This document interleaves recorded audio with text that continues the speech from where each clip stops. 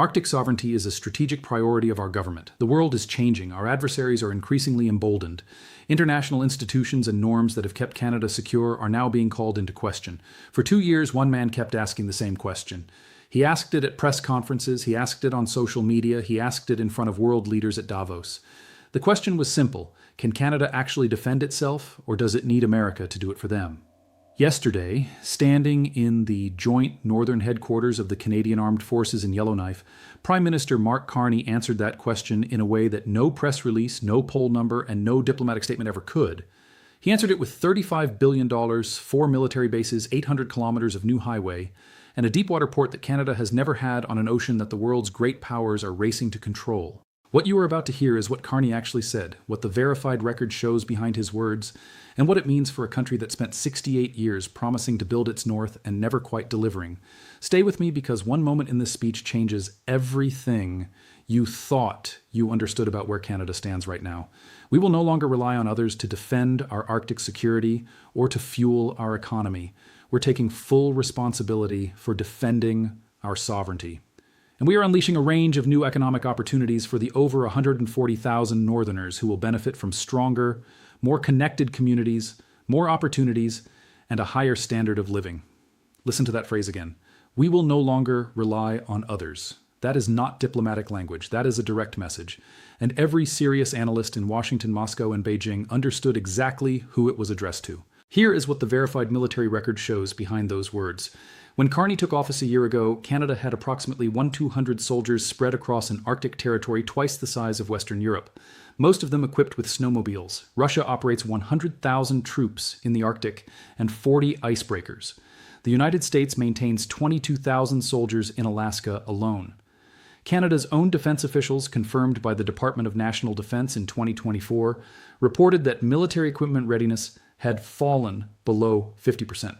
This was not a gap. This was a canyon.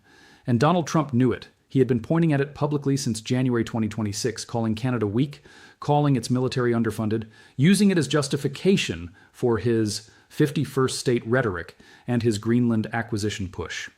The Globe and Mail reported in January 2026 that Trump told allies Canada faced an existential challenge if it did not take Arctic defense seriously.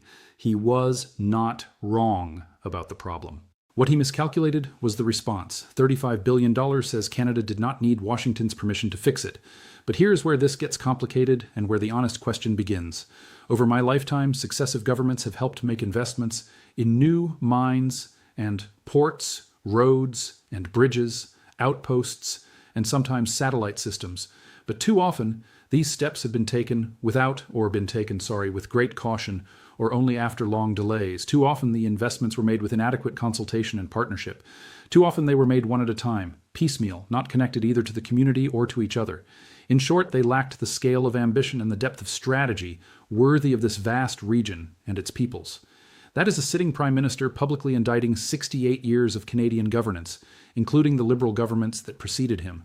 That takes a specific kind of confidence or a specific kind of urgency. In 1958, Prime Minister John Diefenbaker stood before Canadians and called the North Canada's last great frontier. He promised roads, he promised airstrips, he promised a railroad. Almost none of it was built. The generation watching this video today remembers those promises. They remember the free trade debate of 1988 when Canadians were told integration with America would strengthen Canadian sovereignty. They remember the Avro Arrow, Canada's own supersonic fighter jet, the most advanced aircraft of its time, cancelled in 1959 under American pressure. They have seen this movie before, so when Carney says the piecemeal era ends today, the question every experienced Canadian should be asking is what makes this time different. BNN Bloomberg confirmed this week that $32 billion of the $35 billion in yesterday's announcement was money originally set aside by Justin Trudeau in 2022 for NORAD, the North American Aerospace Defense Command, modernization, it's sat for 4 years. Contracts were not tendered. Hangars were not built. And the Major Projects Office, the body Carney himself created in August 2025 to fast-track exactly these approvals, has, as of this week, approved 0 projects since it opened. That is the verified record. That is the institutional history Carney was standing inside when he said piecemeal ends today. Now, here is what I'm going to ask you to hold in your mind as we continue, because the next 30 seconds of this speech introduce a dimension that nobody in the mainstream coverage is connecting to yesterday's announcement. 20% of global LNG supply is now trapped in the Gulf, so that will have knock-on effects, particularly in Asia. We are seeing the implications of this for fertilizer, for example.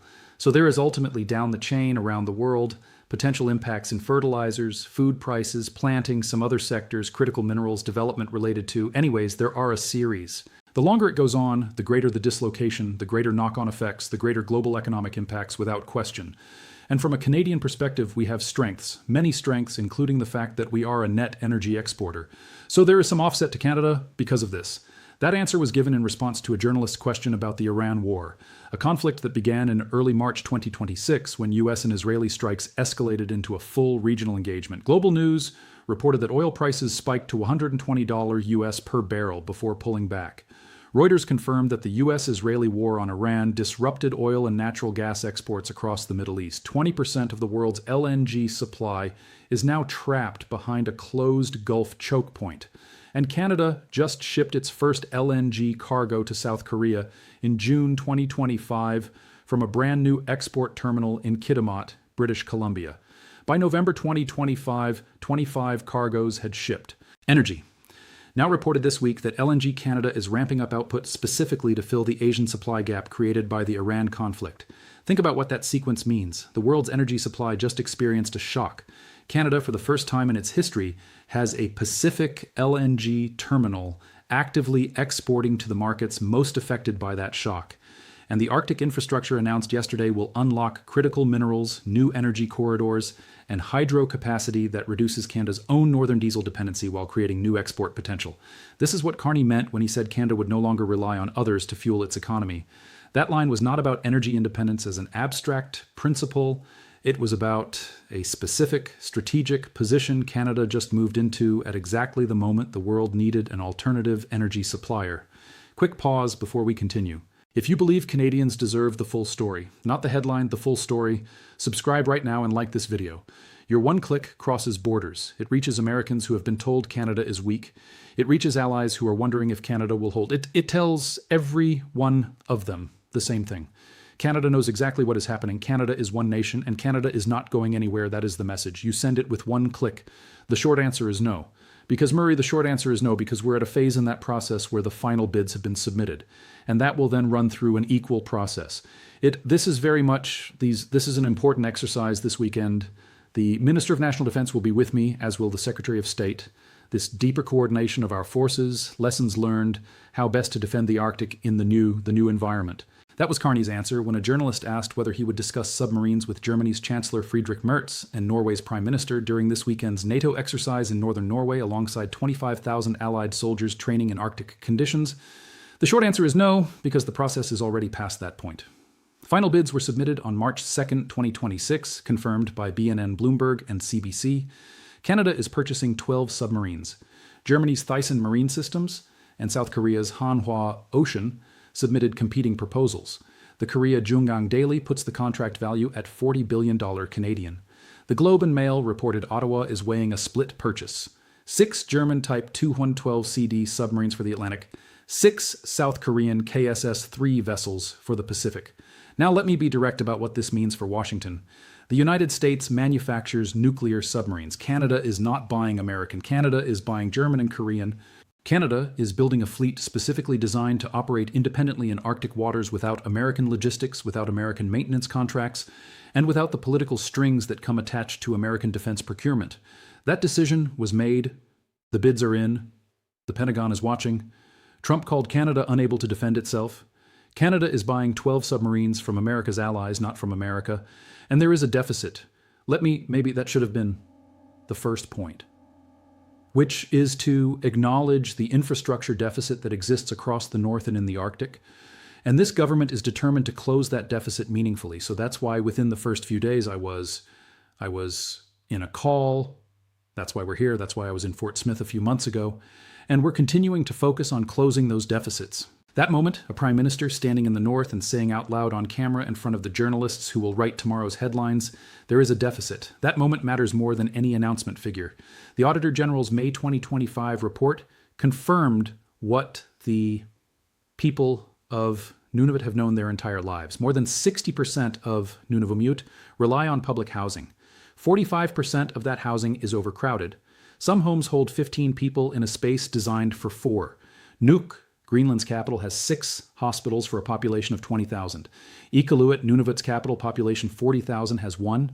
A journalist asked Carney that comparison directly. He did not deflect. He said, "There is a deficit. We are determined to close it." 700 housing units were announced for Nunavut 6 weeks ago.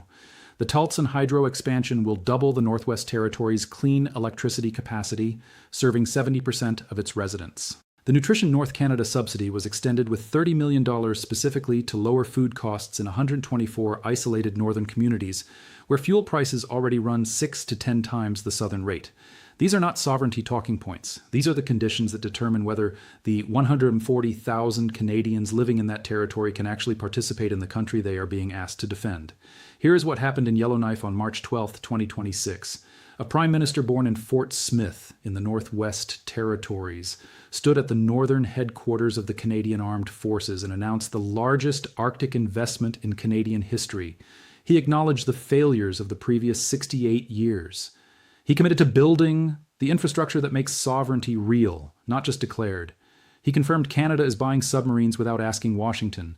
He positioned Canada as a net energy exporter at the exact moment the world's supply is under maximum pressure. And then he flew to Norway to stand beside Allied soldiers and show every watching power that Canada's Arctic coalition does not begin and end in Washington.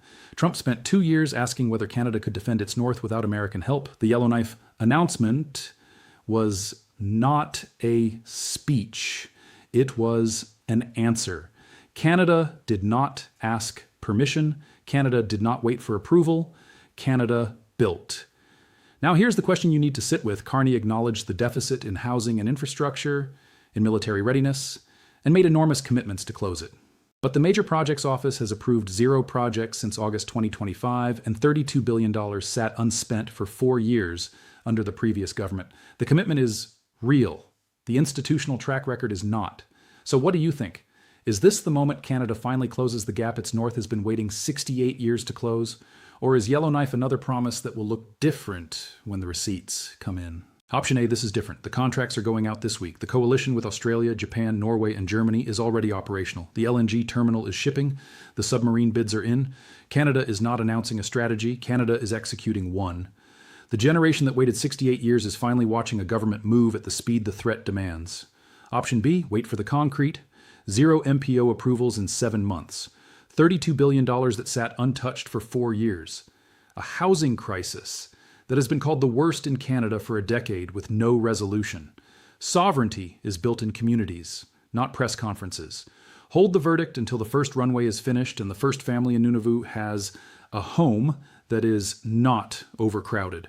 It's Canada forever, and I will see you in the next video. Till then, take care of yourself and your fellow Canadians.